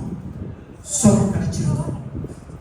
ஒரு அடி கீழே வச்சிருந்தானா அவனுக்கு சுகம் கிடைச்சிருக்கும். அந்த ஒரு அடி தூரத்துல 38 வருஷமா அவனுடைய விடுதலையை அவன் தவற விட்டவனாக இருந்தான். ஆனால் தேவனாகிய கர்த்தர் அவனை வந்தபோது ஒரே நிமிஷத்துல அவனுடைய வாழ்க்கை தலையாக மாறி போய்விட்டது. நீங்க உங்க வாழ்க்கையில ஒரு நொடியில ஒரு நிமிஷத்துல உங்களுக்குரிய வாய்ப்பை எத்தனையோ முறை தவற விட்டவர்களாக இருக்கலாம். என் ஆண்டவர் உன்னை சொல்லுகிறார், நீ முன்னாடி வரிசையில இருக்கக்கூடிய அடுத்த தேவனுடைய ஆசீர்வாதத்தை பெறக்கூடிய அடுத்த முதல் வரிசையில நிற்கக்கூடிய நபர் நீதானே என்று பார்க்கக்கூடியவராக இருக்கிறார். அதனால உனக்காக அவர் ஆட்டு வாசல் வழியா வந்து உனக்காகவே அந்த இடம் வரை அந்த 5 மண்டபங்கள் எல்லாம் முதல் மண்டபத்தை பார்க்கிறாரு, 2ஆவது மண்டபத்தை பார்க்கிறாரு, 3ஆவது மண்டபத்தை பார்க்கிறாரு, 4ஆவது மண்டபத்தை பார்க்கிறாரு. இவன் இல்லை, நான் தேடி வந்தவன். அங்க 5ஆவது மண்டபத்தில் நீங்கள் இருக்கும் இடத்துல வந்து நீ சுகமடைய விரும்புகிறாய் என்று கேள்வி கேட்கக்கூடிய நபராக இருக்கிறார். அல்லேலூயா. நீங்க சொல்ல வேண்டியதெல்லாம் சாக்கு போக்கு அல்ல, நீங்க சொல்ல வேண்டியதெல்லாம் ஆமாண்டவரே என்று சொன்னால் போதும். ஒரு அல்லையா சொல்லுங்க. அல்லேலூயா. நீங்க மற்றவர்களை குறை சொல்ல வேண்டிய அவசியம் இல்லை. உங்களுடைய நிலைமைக்கு தேவனாகிய கர்த்தர் உங்களுடைய தடைப்பட்டிருக்கிற அங்க முடக்குவாதம் உள்ள இயலாமை உள்ள அந்த நிலைமை தேவன் ஏற்கனவே நன்று பார்த்து விட்ட தேவனாக இருக்கிறார். இந்த காலங்களில் அவருடைய விடுதலை நீங்கள் பெற விரும்புகிறீர்களானா, ஒருவேளை இதுதான் பெதஸ்தா குளம்னு வச்சுக்கோங்க, இந்த குளம் ஆண்டவருடைய பிரசன்னம் இருக்கிற குளமாக இருக்கிறது. ஒரு அழகிய சொல்லுங்க. இப்பொழுது ஆண்டவருடைய பிரசன்னத்துக்குள் வருகிற எல்லாரும் ஆண்டவருடைய குளத்துக்குள்ளாக வரக்கூடிய நபர்களாக இருக்கிறோம். ஒரு அழகிய சொல்லுங்க. நீங்கள் தேவனை ஆராதிக்கிறவர்களாக தேவாலயத்துக்கு வரும்படியாகவே இயேசுவை சந்திக்க வேண்டியவர்களாக இருக்கிறீர்கள். இயேசுதான் என்னை சுகமாக்கினார் என்பது மற்றவர்களுக்கு சொல்லும்படியாகவே இயேசுவை நீங்கள் தனிப்பட்டவர்களை சந்திக்க வேண்டியவர்களாக இருக்கிறீர்கள். அல்லேலூயா. இதை ஞாயிற்றுக்கிழமை மட்டும் ஆண்டவர் ஆராய்ச்சிட்டு மற்ற நாள்ல பைபிளுக்கும் நமக்கும் வாழ்க்கைக்கு சம்பந்தம் இல்லைன்னா அது எந்த பிரயோஜனமும் இல்லை. ஒரு அழிய சொல்லுங்க. மனுஷன் போடலாம் 1000 கண்டிஷன், இது ஓய்வு நாள் எப்படி வெளியே வரலாம். மனுஷனுடைய பாரம்பரியங்களை ஆண்டவர் அங்கே பார்க்கவில்லை. அவருடைய நிலைமையிலிருந்து ஆண்டவர் விடுதலையை அவர் கொடுத்து விட்ட தேவனாக இருக்கிறார். உனக்கு எத்தனையோ மனிதர்கள் உனக்கு விடுதலை கொடுக்க முடியாமல் போகலாம். ஆனால் தேவனாகிய கர்த்தர் உனக்கு விடுதலை கொடுக்க முடியாது. இந்த பூ உலகத்துக்கு மனித அவதாரம் எடுத்த வல்லமையுள்ள தேவனாக இருக்கிறார். இவன் தேவனுடைய குமாரன் தான் தன்னிடம் பேசுகிறான் என்பதை அவன் அறிந்திருப்பானால் அவன் ஆண்டவரை பார்த்து குறை சொல்லியிருக்க மாட்டான், மற்றவங்களை பத்தி குறை சொல்லியிருக்க மாட்டான், யாரும் சொல்லியிருக்க மாட்டான். ஆண்டவரை நான் சுகமடையணும்னு அவன் கேட்டிருந்திருப்பான். அவரால் சொல்லுங்களேன். இயேசு அவனுக்கு விடுதலை கொடுத்திருந்த போதும் அவன் யார் என்றே தெரியவில்லை. ஆனால் மறுபடியும் அவனோடு கூட பேசினார். அவரால் சொல்லுங்களேன். முறை தேடி வந்தவர் 2வது முறை தேடி வந்தவராக இருக்கிறார். அவரால் சொல்லுங்களேன். நீ இருக்கக்கூடிய எந்த எப்படிப்பட்ட இடமாக இருந்தாலும் தேவனால் வர முடியும். ஒரு அழிய சொல்லுங்க. நீ இருக்கிற எந்த எல்லைக்குள்ளாலும் தேவன் வருவதற்கு எந்த தடையும் கிடையாது. ஒரு அழிய சொல்லுங்க. நீ செய்யப்பட்ட ஆண்டவரே என்னை தொடும் என்று உன்னை ஒட்டுக்கு கொடுத்தால் போதும். ஆண்டவரே உமக்கு நான் அடிமை என்று சொல்லிவிட்டால் போதும். ஆண்டவரே என்னை மாற்றும் ஆண்டவரே சொல்லிவிட்டால் போதும். இப்பொழுதே அப்படி வல்லமை உன்னை தொடுவதற்கு ஆயத்தப்பட்டதாக இருக்கிறது. எல்லாரும் இருக்கிற இடத்துல கண்களை மூடி எல்லாரும் கரங்களை உயர்த்தி ஆண்டவரை பார்த்து சொல்லுங்க. ஆண்டவரே நான் இங்கே நீண்ட காலமாக இருந்து விட்டேன். ஆண்டவரே நீண்ட காலமா இப்படியே இருந்து விட்டு ஆண்டவரே, ஐயா இந்த இடத்திலேயே இருந்து விட்டு ஆண்டவரே, எதையுமே செய்ய முடியாதவனாக இருந்து விட்டேன் ஆண்டவரே, எந்த விடுதலையுமே அற்புதத்தையுமே அங்க உணர முடியாதவனாக இருந்து விட்டேன். நீண்ட காலமா எவையவனோ சுகமடைந்து போனதை பார்த்திருக்கிறேன், யாராரோ நல்லாய் போனதை பார்த்திருக்கிறேன். ஆனா என் கண்ணுக்கு முன்னாடியே நடக்கும் போது என்னால் அந்த சுகத்தை அனுபவிக்க முடியல, அற்புதத்தை அடைய முடியல. இந்த காவல உங்களுடைய விடுதலை எனக்கு வரும்படியாகவே என் அண்டை தேடி வந்த தேவன் நீர் ஆண்டவரே என்னை விடுதலை ஆக்கும் என்று சொன்னி ஓ கண்களை மூடி கதறி ஆண்டவரை நோக்கி கேட்பாயானால் இந்த காவலை தேவனுடைய விடுதலை செய்ய வல்லமையுள்ளவராய் இருக்கிறார். ஓ விடுதலைக்கு அவர் போதுமானவராய் இருக்கிறார். ஹalleluya ஹalleluya ஹalleluya ஹalleluya. இயேசு அந்த மனிதன் இருந்த இடத்தை தேடி வந்தவராக இருக்கிறார். ஹalleluya ஹalleluya. நீங்கள் எப்படிப்பட்டவர்கள் எந்த இடத்துல இருக்கிறீர்கள் என்பதை தேவன் நன்றாய் அறிந்து விட்ட தேவனாக இருக்கிறார். ஹalleluya. வெளியே சிரித்துக் கொண்டு உள்ளே அழுது கொண்டிருக்கிற உன்னை உன் அழுகை ஆண்டவர் நன்றாய் அவர் பார்த்த தேவனாக இருக்கிறார்.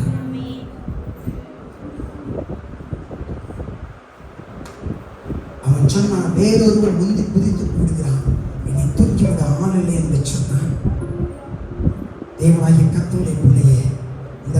தேவனாகிய கர்த்தர் உன்னுடைய நிலைமையை மாற்ற விரும்புகிறார். உன் வாழ்க்கையில அடுத்த கட்டத்துக்கு நேராக உன்னை கொண்டு போக விரும்புகிறார். உன் பழைய முடக்குவாத செயல்பட முடியாத வழிமுறைகளை எடுத்துக்கொண்டு வந்த எல்லா சூழ்நிலை மாற்ற விரும்புகிறார். இன்னைக்கு நாம் தேவாலயத்துக்கு வரும்போது காயப்பட்ட மூட்டைகளை, உடைக்கப்பட்ட மூட்டைகளோடு தான் இன்னைக்கு உள்ளே வரக்கூடியவர்களாக இருக்கிறோம். கடந்த காலத்தில் இருந்து எல்லாம் போய்விட ரட்சிக்கப்பட்டு தான் நம்ம நினைக்கிறோம். ஆனாலும் சில காரியங்கள் நமக்குள்ளாக இன்னமும் அது காயத்தையும் வருத்தத்தையும் ஏற்படுத்திக் கொண்டுதான் இருக்கிறது. ஆவியில எதையும் உருவாக்க முடியாத இயலாமை உள்ளவர்களாக இருக்கிறோம்.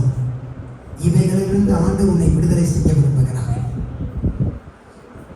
எத்தனை பேர் இன்னமும் உங்கள் விசுவாசத்தில் உடைக்கப்பட்டவர்களாக செயல்பட முடியாதவர்களாக இருக்கிறீர்கள்? தேவனாகிய கர்த்தர் உன்னை விடுதலையாக்க விரும்புகிறார்.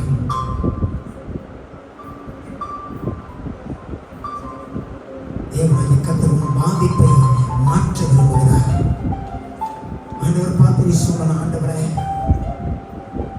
என்னை ரட்சியும், ஆண்டவரே என்னை விடுதலை செய்யும், ஆண்டவரே எனக்கு சுகம் தாரும், ஆண்டவரே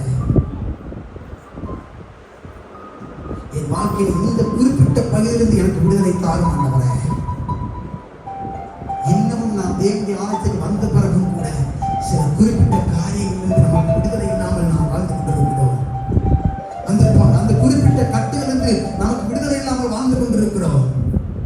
அவைகளிலிருந்து ஆண்டவர் உங்களுக்கு விடுதலை தர வேண்டுமானால் அங்கேயே நீங்கள் நீண்ட நாட்களாக இருந்திருக்கிறீர்கள் என்பது தேவன் அறிந்திருக்கிறார். உங்கள் பிரச்சனைகளை நீங்கள் அறிக்கையிடும் நேரத்துக்கு நேராக வந்திருக்கிறீர்கள். இயேசுவை நோக்கி நீங்கள் பார்த்த ஆண்டவரே இந்த நிலைமையை மாற்றும் என்று சொல்ல வேண்டியவர்களாக இருக்கிறீர்கள். ஆண்டவரே என் வாழ்க்கையில வந்து எல்லாவற்றையும் மொத்தமாக மாற்றிவிடும் என்று சொல்ல வேண்டியவர்களாக இருக்கிறீர்கள். வெளியே பார்ப்பதற்கு நீங்கள் முழுமையானவர்களாக நல்ல நபரை போலத்தான் இருக்கிறீங்க. ஆனால் உள்ளாக உங்களுடைய அவயவங்கள் தான் பீஸ் பீஸாக நொறுக்கப்பட்டு சுக்குநூறாக அங்கே அங்கே உடைக்கப்பட்ட நிலைமையில் நீங்கள் இருக்கிறீர்கள். மற்றவர்களுக்கு அது தெரியாது, மற்றவர்களுக்கு அது புரியாது. ஆனால் நீங்கள் ஒரே இடத்திலேயே நீண்ட காலமாக இருந்து விட்டவர்களாக இருக்கிறீர்கள். அதனால்தான் தேவனிடமிருந்து ஒரு வார்த்தை உங்களுக்கு வருகிறது. நீ சுகமடைய வேண்டும் என்று விரும்புகிறாயா? நீ சுகமடைய வேண்டும் என்று விரும்புகிறாயா? நீ சுத்தமாக்கப்பட வேண்டும் என்று விரும்புகிறாயா? நீ விடுவிக்கப்பட வேண்டும் என்று விரும்புகிறாயா?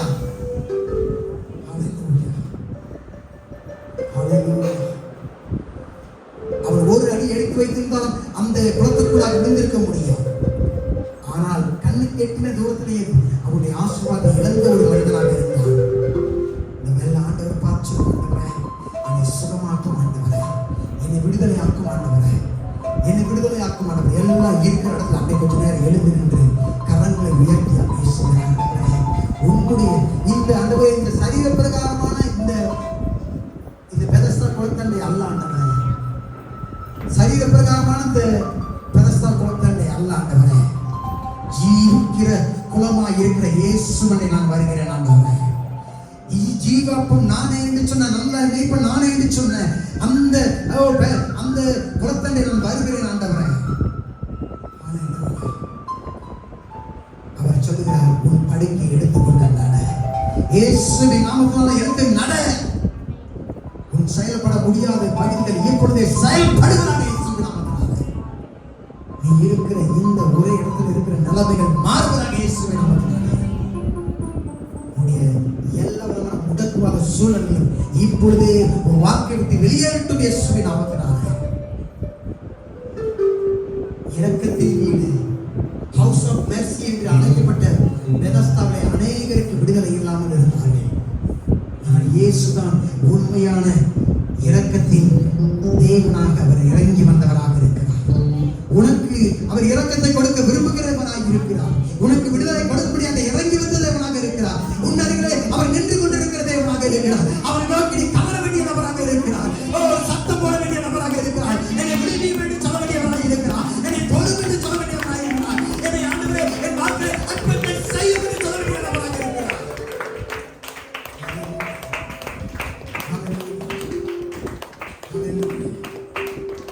காலையிலே பெதஸ்தா அண்டை வந்த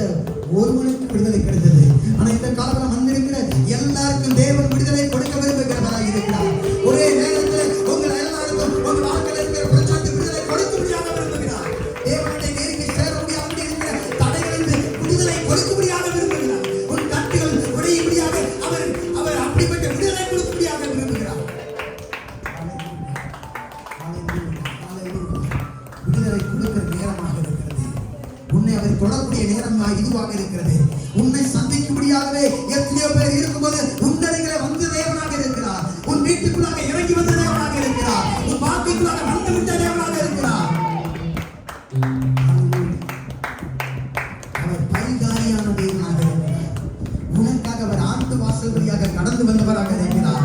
உனக்காக அவர் தேவாலயத்துக்குள்ளாக உன் அருகிலே நின்று கொண்டிருக்கிற தேவனாக இருக்கிறார். ஒவ்வொரு வாரம் நீ வந்து வந்து இவனுக்காக வீணாக போயிருந்திருக்கலாம். நீண்ட காலம் நீ சபைக்கு வந்து வந்து போயிருந்திருக்கலாம். அந்த காலத்தில் தேவனாகிய கர்த்தர் நீ நீண்ட காலமாக வந்து ஒன்றும் பெறவில்லை. இப்போது நீ பெற வேண்டும் என்று அவர் விரும்புகிற நேரமாக இருக்கிறது. உன்னை விடுவிக்கும்படியாகவே அவர் உன்னை தொடும்படியாகவே வந்திருக்கிற நேரம் இதுவாக இருக்கிறது.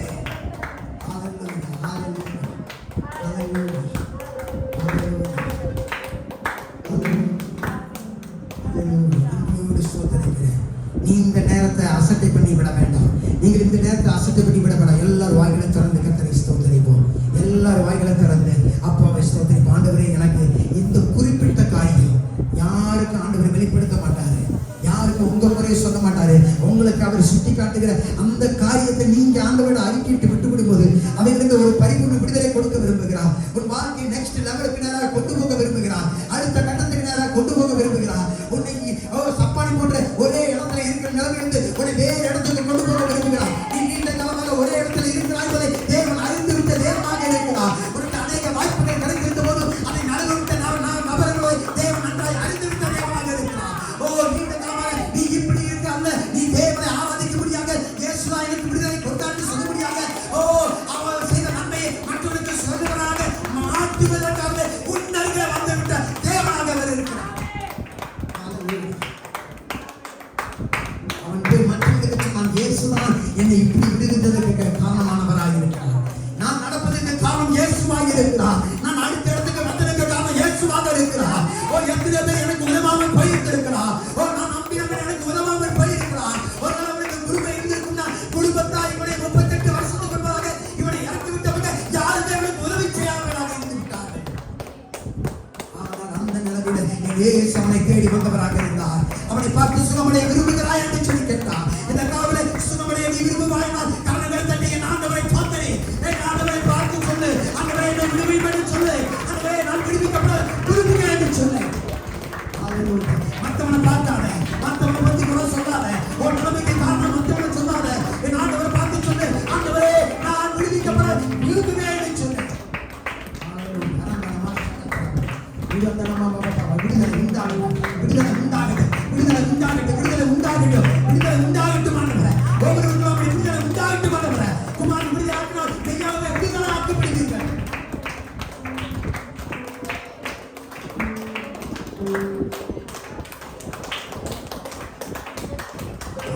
நீங்கள் என்னை தெரிந்து கொள்ளவில்லை, நான் உங்களை தெரிந்து கொண்டேன் என்று சொன்னார். இந்த மனுஷன் இவன் போய் ஆண்டவரை அவனை தேடி வந்தார். நீ இருந்த இடத்துக்குள்ளாக இயேசுவே உன்னை தேடி வந்திருக்கிறார். சித்தப்பா வகையில, சின்னம்மா வகையில, சகோதரி வகையில, அப்பா வகையில, அம்மா வகையில, யாரோ ஒருவர் வகையில, நண்பர் வகையில ஆண்டவர் உன்னை கொண்டிருக்கிறாரே. எனக்கு தெரியுமா, நீ அவருக்காக ஓட வேண்டும் என்பதற்காக, அவருக்காக வாழ வேண்டும் என்பதற்காக.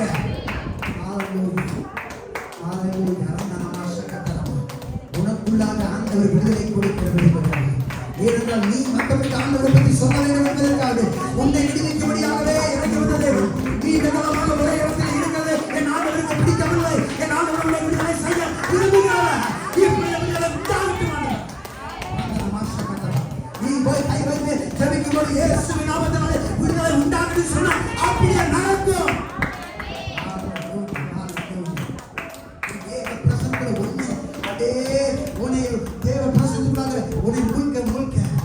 தேவ பிரசன்னம் நீ இருக்கிற அட்மாஸ்பியரை மாற்றி விடும். தானியேல் ஜெபித்து ஜெபித்து தேவ பிரசன்னத்தில் இருந்த போது படினால அவன் சிங்க கெடைக்குள்ள போனாலும் அந்த சிங்கங்களால் அவனை தொட முடியவில்லை. ஆண்டவர் சிங்கங்களை உபவாசிக்க வைத்தார். அவர்கள் வாய்களை கட்டி போட்டுக் கொண்டார். அவனை இயற்கை மாற்றி விட்டார். உன் பிரச்சனை எல்லாம் ஆட்டோமேட்டிக்கா போகும். நீ இருக்கிற அந்த இடத்திலிருந்து நீ வெளியேறுவதற்கு உன்னை ஒப்பு கொடுத்துட்டா போதும். உன்னை தடை செய்து கொண்டிருக்கிற அந்த தடையிலிருந்து உன்னை விலக்கி கொண்டு விட்டா போதும். என் ஆண்டவர் சொல்லுகிற காரியத்துக்கு நீ கீழ்படுத்திட்டா போதும். உன் ஆண்டவர்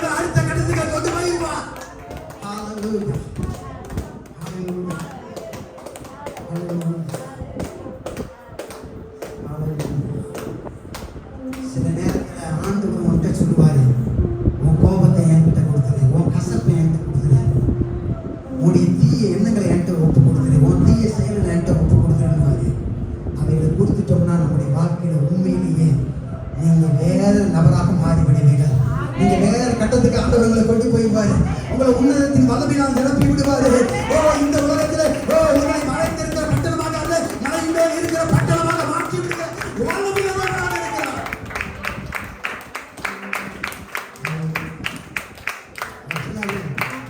அடியே கேட்டு மறாதபடிக்கு இனி பாவம் செய்யாது என்று சொன்னார். தேவனுடைய பிள்ளைகளை நீங்களும் நானும் அதிக கேடு நமக்கு வராதபடி தேவனாகிய கர்த்தருடைய தொழுதலுக்கு பிறகு பாவத்தை விட்டு விலகி ஓட வேண்டியவர்களாக இருக்கிறோம். பாவத்திற்கு தூரமானவர்களாக நாம் இருக்க வேண்டியவர்களாக இருக்கிறோம்.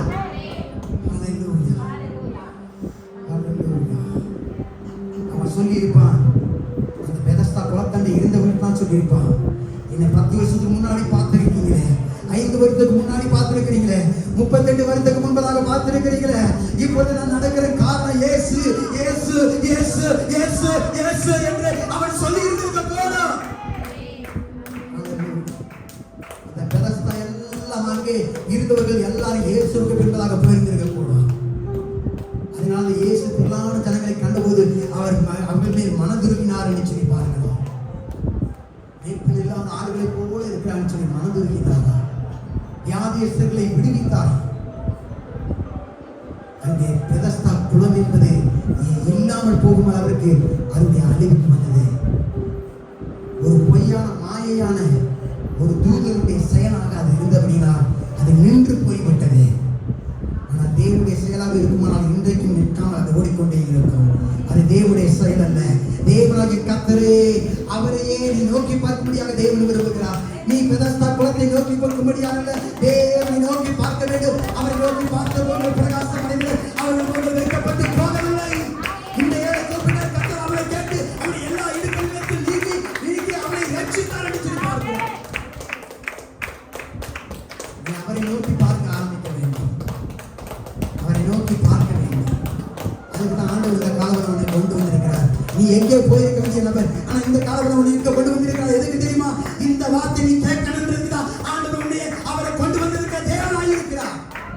ஹல்லேலூயா ஹல்லேலூயா. உன்னைத்தான் ஆண்டவர் பெதஸ்தா குளத்தண்டை பார்த்தவராக இருக்கிறார். உன்னைத்தான் நீண்ட நாள் நீ முன்னேறி போக முடியாதபடி தடுக்கப்பட்ட நபராக இருக்கிறதாக பார்க்கிறவராக இருக்கிறார். உன்னைத்தான் இந்த காலவரை தேவன் விடுதலை செய்ய விரும்புகிறார். ஆண்டவர் நோக்கி கதறி ஆரம்பி பார்த்தால் என் தேவன் உன்னை தொட்டு இப்படி விடுதலை செய்கிறவராக இருக்கிறார். அவருடைய வல்லமை உன்னை தொட்டும் அவர் அக்னி படுவதாக உன்னுடைய கட்டுகள் உத்தாய்விடாது. அந்த கட்டை நீ பார்க்க முடியாது, மறைவாக இருக்கும். உன்னை முன்னேற விடாது. ஒரே இடத்துல போட்டு கட்டி வைத்திருக்கிறோம். அந்த கட்டுகள் உடைய போகிறது இந்த காலவரையில. அந்த வல்லமைகள் உடைய போகிறது இந்த காலவரையில. அந்த ஜாதி மறைய போகிறது இந்த காலவரையில. இயேசுவை தொடர்ந்து இந்த காலவரையில. உடனடியாக வசனம் சொல்லுது, உடனடியாக அவன் எழுந்தான் என்று சொல்லி பார்க்கிறோம். ஒரு பலனுமே இல்லாத மனுஷன் முழு உலகத்தின் வல்லமை உடைய ஒரு தேவனை சந்தித்த போது நடந்த ஒரு மிகப்பெரிய அற்புதம் தான் இது. எவருமே இல்லாத ஒரு மனிதன் எல்லா மனிதர்களையும் உருவாக்கின என் வல்லவரை சந்தித்த போது நடந்த அற்புதத்தை அவன் அடைந்தவனாக இருந்தான். அதே வல்லமை தான் இந்த காலவரை உன்னை தொடுபடியாக இறங்கி வந்திருக்கிறது.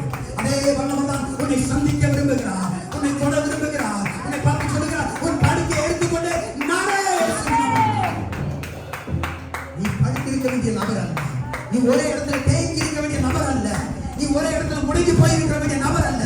நீ இயேசு இயேசு என்று அவரை பற்றி சொல்ல வேண்டிய நபர். நான் ஒரு காலத்துல ஒண்ணு செய்ய முடியாம இருந்தேன். இப்போ இவ்வளவு செய்யற காரணம் இயேசு, காரணம் இயேசு. என்னை பேச வைத்தவர் இயேசு, என்னை நடக்க வச்சவர் இயேசு, என் கை கால்களை அசைய வச்சவர் இயேசு, என்னை ஒரு இடத்துல இருந்து இன்னொரு இடத்துக்கு கொண்டு சென்றவர் இயேசு என்று சொல்ல வேண்டிய நபராக இருக்கிறேன்.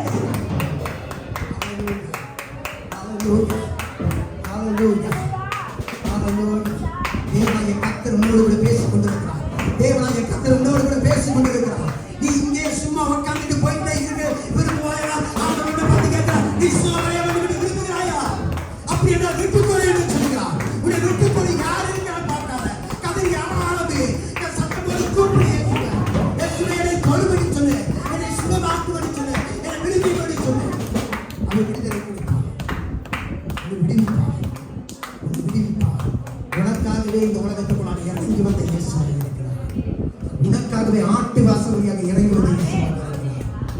பரிகார பலியாக வர இருக்கிறார். அட்டோன்மென்ட்டாக இருக்கிறார்.